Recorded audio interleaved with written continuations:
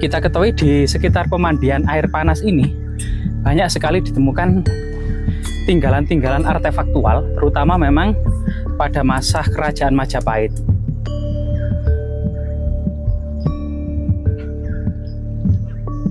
Cukup unik ya, ada jejak-jejak seperti sisik naga, mungkin batu simbol dari naga penjaga dunia bawah ya pada masa tradisi kuno itu.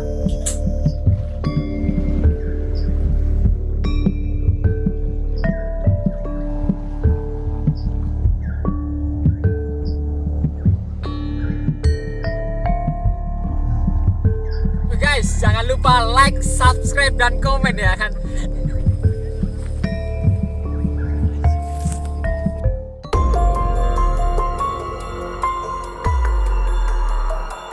Ya, saat ini kita mencoba menelusuri ya jejak-jejak peradaban dan kebesaran leluhur kita. Terutama memang tidak bisa dipungkiri setiap 700 tahun sekali. Ternyata Nusantara ini di puncak kejayaannya. Pada abad ke-1 misalnya, Nusantara ini dibawa Empire Funan Empire ya, bahasa puncak peradaban perunggu.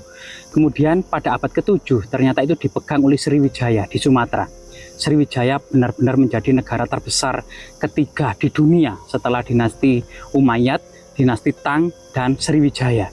Ini kemudian di abad ke-14 ya, setelah 700 tahun kemudian, ini benar-benar puncak kejayaan Nusantara adalah di bawah kendali Kemaharajaan Majapahit. Dan jika ditambah ke 700 tahun kemudian, tepatnya pertengahan abad 21 ini, ternyata Nusantara diprediksi akan bangkit kembali menjadi sebuah negara superpower dan sangat jaya sekali.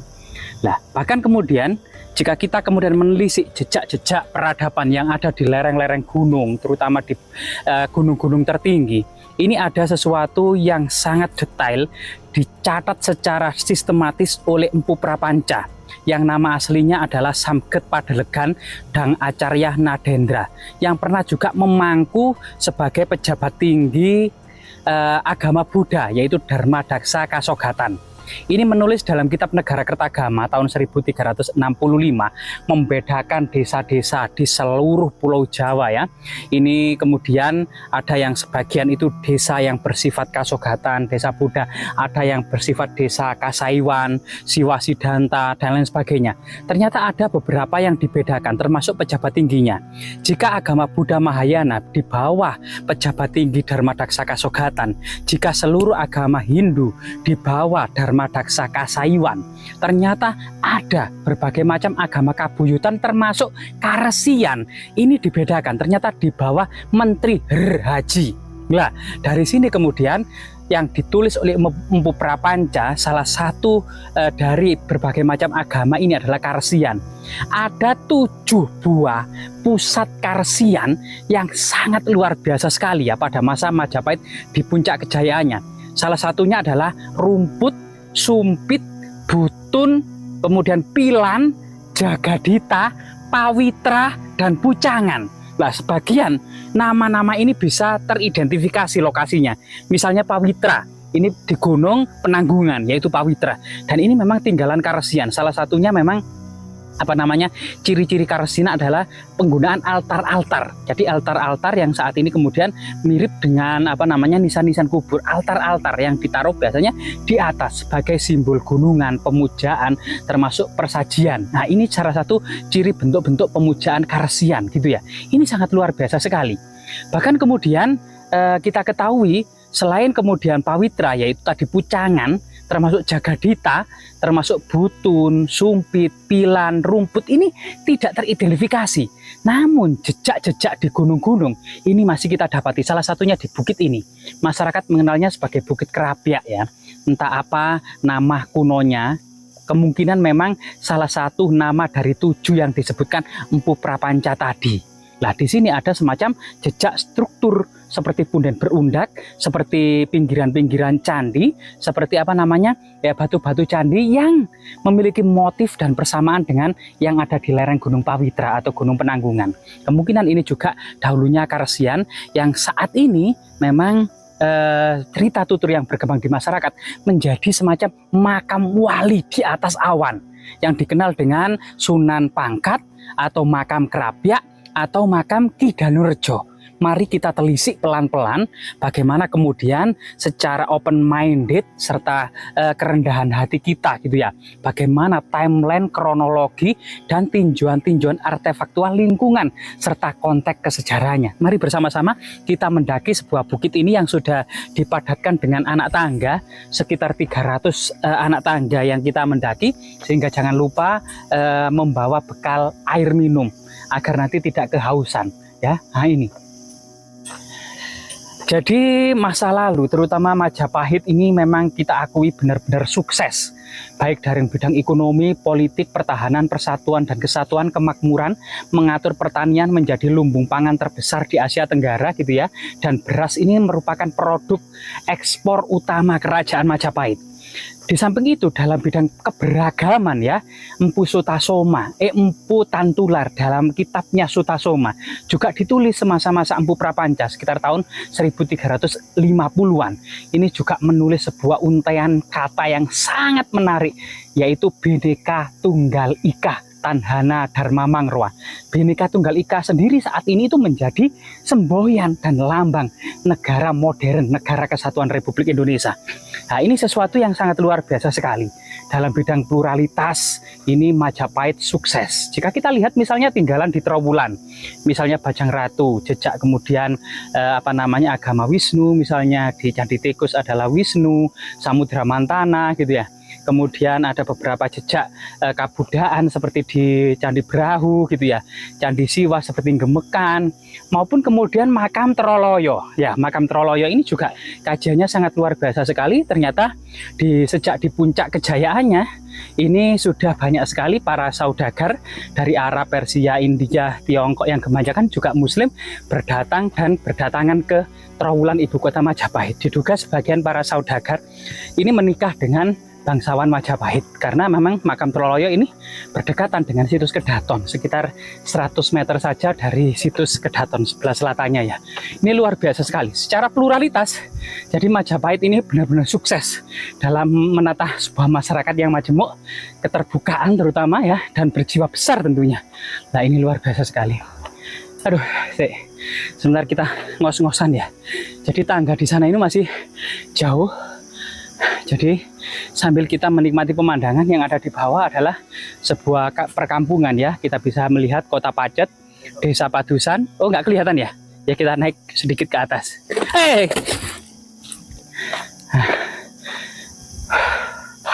Jadi Karesian atau resi, agama resi ini ya, resi sendiri didefinisikan pada masa kuno ini adalah seorang pendeta yang memiliki ilmu yang sangat tinggi. Ternyata dari nama-nama yang disebutkan oleh Empu Prapanca tadi, kemungkinan ada korelasinya. Selain para pendeta yang memiliki kedalaman ilmu yang sangat tinggi, juga lokasi-lokasi yang disebutkan sebagai Karesian itu berada di atas gunung, sangat tinggi, sekitar ya antara 1000 sampai kemudian 1600 mdpl gitu loh. Jadi cukup tinggi dan cukup ngos-ngosan kita. Lah, ternyata kita ada situs yang pertama kan. Jadi sekarang kita ada salah satu situs yang pernah diduga ini pernah digunakan sebagai situs religi pada masa kuno ya. Ini masyarakat menyebutnya Watu Payung. Mungkin bisa agak ke sini. Lah ini lokasinya. Coba kita teliti dan kita juga ziarahi ya. Rahayu, rahayu, rahayu.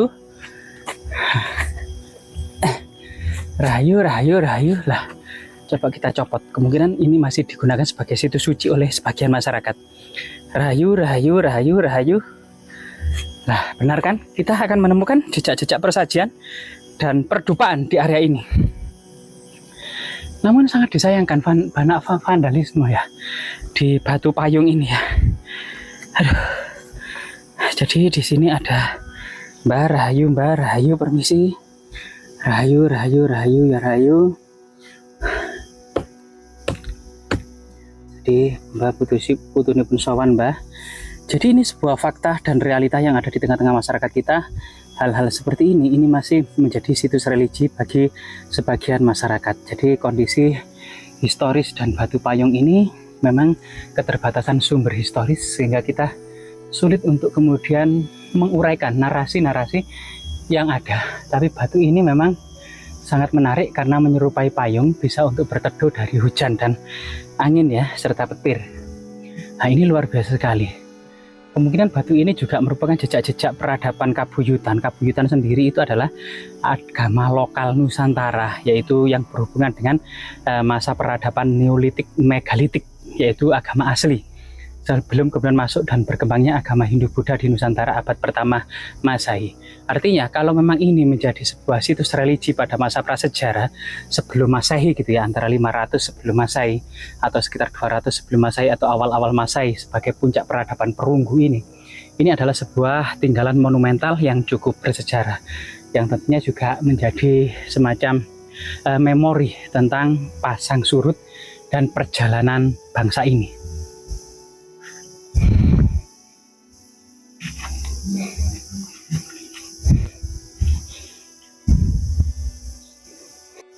Setelah kemudian coba kita ya menunjukkan kepada netizen ada semacam situs batu payung dalam perjalanannya menuju makam sang wali, juga ternyata di sebelah kiri kanan memang ada beberapa jejak megalitik, ada struktur punden berundak-undak, ada beberapa monumen batu besar yang menyerupai kursi, dan ada yang menyerupai pintu gerbang. Jadi ini semacam sebuah kontinuitas perkembangan, perubahan, dan kelanjutan dari sebuah lokasi yang memang sangat dikeramatkan sejak masa prasejarah, kemudian dilanjutkan kepada masa Hindu-Buddha, dan terus kemudian dilestarikan, dilanjutkan ke masa Islam hingga saat ini. Coba kita terus ya menelusuri lokasi ini.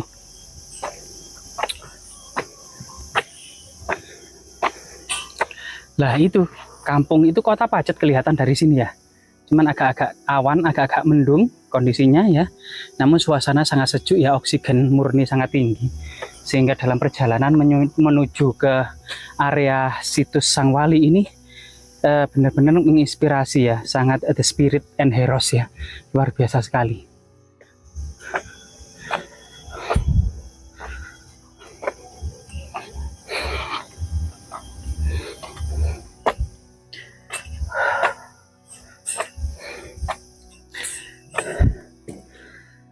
Sampai saat ini situs-situs yang menceritakan sebuah karesian yang ada di puncak-puncak dan lereng-lereng gunung ya, yang sampai saat ini masih terawat dengan baik gitu ya. Namun memang nama-namanya tidak bisa dipungkiri sudah berubah. Pucangan misalnya ya, ini bisa merujuk ke dua situs Gunung Pucangan yang di Lamongan, maupun kemudian salah satu bukit yang ada di Gunung Penanggungan, sebagaimana prasasti Pucangan yang pernah ditemukan ya. Nah ini kemudian kalau Pawitra memang tidak bisa dipungkiri, Pawitra nama kuno dari Gunung Penanggungan. Jagadita ini juga sulit. Di mana letak Jagadita? Begitu juga Rumput, Sumpit, Pilan, dan Butun. Namun secara artefaktual banyak lokasi-lokasi yang mengacu kepada sebuah jejak karesian ya. Misalnya di Sepilar, lereng Gunung Arjuno, via Purwosari. Kemudian ada di lereng Gunung Ringgit, situs Indrokilo. Nah ini juga jejak-jejak karesian diduga seperti itu. Nah selain itu kemudian memang banyak sekali atau pusatnya memang di sekitar Gunung Penanggungan. Dan yang selanjutnya memang di lereng Gunung Welirang ini ada sebuah kompleks diduga jejak juga karesian, yaitu yang dikenal dengan situs Putuk Puyang, maupun di sini adalah situs Kerapia, yang diduga pada masa Majapahit juga merupakan sebuah lokasi yang disebut dengan karesian. Kemudian di beberapa lereng Gunung Anjasmoro gitu ya, di sebelah sana itu juga ada beberapa lokasi ya, misalnya di Dempok gitu. Nah ini juga diduga memang karesian ya. Jadi memang saat ini memang sulit sekali menelisik nama-nama kuno yang memang sudah berubah nama sama sekali dan sulit untuk dikenali lagi. Kelihatannya kita kemungkinan tinggal 100 anak tangga lagi sampai kemudian makam Sang Wali ya. Coba kita telusuri, benar-benar banyak kemudian yang menulis narasi ini, makam wali ini benar-benar berada di atas awan ya. Coba kita lihat di sana itu, awan berada di bawah memang.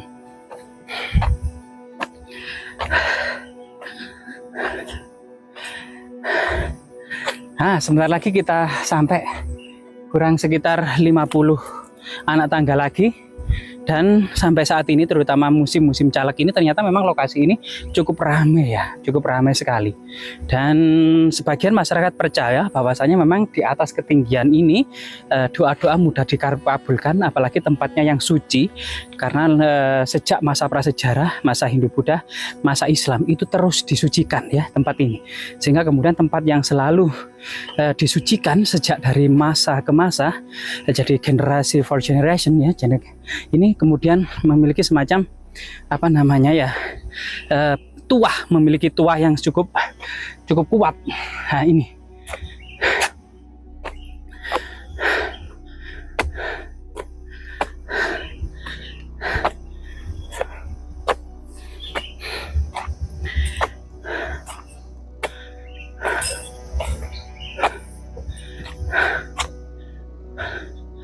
lah, sampai di sini memang bagian bawah dari desa-desa, sungai-sungai, wisata-wisata yang ada di bawah persawahan itu terlihat sedikit masih tertutup oleh beberapa pohon. Kemungkinan kita jika naik ke atas sedikit ya, sekitar 20 anak tangga ini, kita akan bisa menyaksikan keindahannya.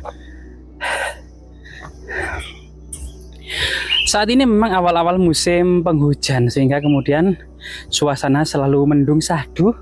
Namun sehingga kita perjalanan ke atas menaiki gunung atau bukit ini tidak terlalu panas ya, jadi sejuk sekali. Nah, suara burung sejak masa lalu, area ini ya, kita sekarang berada di tepatnya itu di selatan dari Desa Padusan, Kecamatan Pacet, Kabupaten Mojokerto, Jawa Timur. Jadi Pacet ini sudah terkenal merupakan sebuah gunung, lereng Gunung Welirang yang terkenal hijau abadi ya, tempat taman kesenangan, ternyata juga surga burung-burung. Banyak sekali burung-burung yang ada di lokasi ini ya, yang menyapa kita ini. Misalnya burung gentilang, terocokan, banyak sini, termasuk kepodang maupun derkuku ya, banyak. Nah, derkuku, cendet, nah ini banyak sekali. Yang kebanyakan memang yang bergerombol-gerombol itu adalah burung itu, burung apa yang bergerombol-gerombol itu ya, kayak gini itu loh. Nah, lari-lari, terbang-terbang gini, itu kayak terocokan gitu loh ya. Ini, jadi di sana sudah awan di atas teman-teman. Jadi mungkin bisa lihat, jadi seperti kita bisa melihat Pulau Jawa terlihat di atas gunung. Jadi Pulau Jawa terlihat sekali, desa-desa semuanya terlihat di bawah sana jauh. Nah ini, aduh, cukup melelahkan ya. Namun tinggal sedikit lagi kita sampai makam Sang Wali ya. Nah ini ada penjelajah jejak para wali ya, ada penjelajah jejak para wali ternyata. Keindahanku akan terus terpancar penuh pesona, itu semua karena rasa sayangmu selalu menjagaku. Nah, luar biasa sekali ini ya, sangat puitis sekali. Apa? Sebuah komunitas. Ya, sebuah komunitas memang suka penjelajahan para wali. Artinya memang lokasi ini sampai saat ini dipercaya sebagai semakam para wali ya. Nah, coba kita nanti penasaran. Nah, itu bagus itu.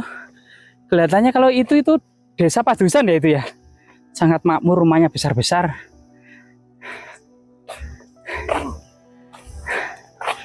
Monggo, Pak. Saking pundi? Kula niki pada poyang. Oh, tebene, Pak. Nggih. Nggih. Mbak Nanang tasih wonten niku mriku napa? Pindah wonten Trawulan. Oh, Trawulan pundi? Trawulan Troloyo mriki. Oh, teng Troloyo sakniki manana. Oh, nggih. Saniki kula sing Njagi Pondok Puyang. nggih. Oh, nggih. Ya wesi mboten kaya biyen. Ini kan asli ndugi pundi? Kula asli mriki Padusan. Oh, Padusan. Oh, nggih, kula Kembang Belor asli kok. Oh, kula Cak Heri. Oh, nggih, Cak Heri. Nggih, matur suwun. Nggih. Monggo.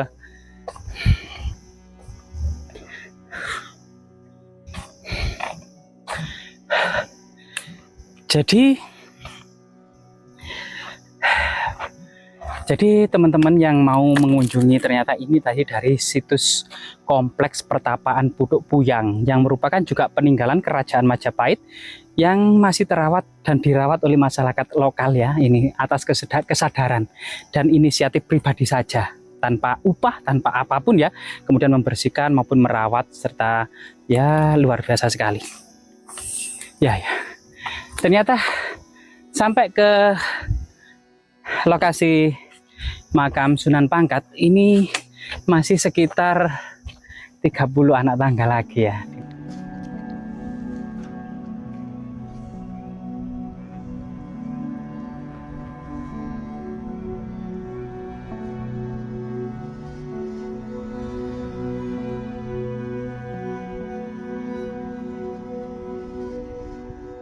Kita lanjutkan perjalanan kita untuk menuju sebuah lokasi yang sampai saat ini memang benar-benar dianggap keramat ya oleh warga, dan banyak tamu berdatangan dari dalam kota maupun dari luar kota, dari luar daerah juga banyak. Tadi kita saja hari Senin tadi ini saja sudah sekitar ada 8 peziarah yang datang ke sana, kebanyakan laki-laki karena mungkin medannya yang terlalu tinggi. Dan memang sebagian kepercayaan masyarakat lokasi makam ini cukup semacam doa-doa dan keinginan-keinginan itu mudah terkabulkan memang. Ini sebagian kepercayaan masyarakat ya. Namun dalam konteks kesejarahannya memang kita ketahui di sekitar pemandian air panas ini banyak sekali ditemukan tinggalan-tinggalan artefaktual, terutama memang pada masa Kerajaan Majapahit. Ada Siwa, Dewa Siwa setinggi 2 meter. Ada kemudian ada Ardaneswari, ada angka tahun yang merujuk pada masa Tribuana Wijaya Tunggadewi, ada fragmen arca, struktur petirtaan batu bata, struktur batu candi juga merujuk pada petirtaan Kemuncak, termasuk gentong-gentong batu itu banyak di bawah sana ditemukan. Nah, sedangkan lokasi yang agak tinggi ini ya, yang saat ini memang menjadi makam sang wali, coba kita penasaran seperti apa kondisi lingkungan dan dalamnya area yang keramat ini. Kita sudah sampai, ada sebuah musola yang terbuat dari kayu, bangunan baru, serta sebuah rumah sang juru pelihara, serta kemudian makam keramat. Coba kita mulai memasuki area makam ya. Rahayu, rahayu, rahayu.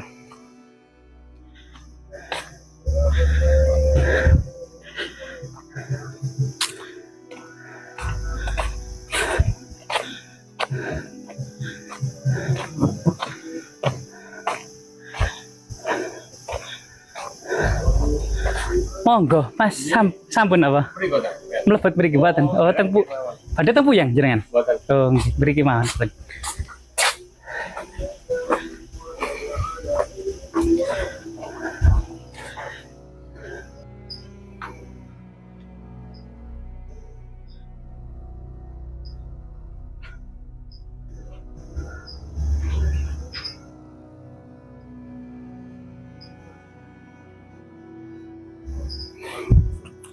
Jadi ini kondisinya ya cukup bersih ya, sebagaimana tempat-tempat suci umat Islam pada umumnya, semacam surau atau musola ya. Ada juga tempat musola yang ada di sana. Coba kita memasuki area paling suci. Nah, di sini. Nah, di sini kita akan mendapati jejak-jejak meja batu ya, atau dolmen. Semacam diduga dahulunya kemungkinan semacam meja persajian. Nah, ini juga ada batu yang cukup unik ya. Ada jejak-jejak seperti sisik naga, kemungkinan batu simbol dari naga penjaga dunia bawah ya, pada masa tradisi-tradisi kuno itu. Nah, ini. Jadi kita memasuki area di dalam makam wali. Assalamualaikum.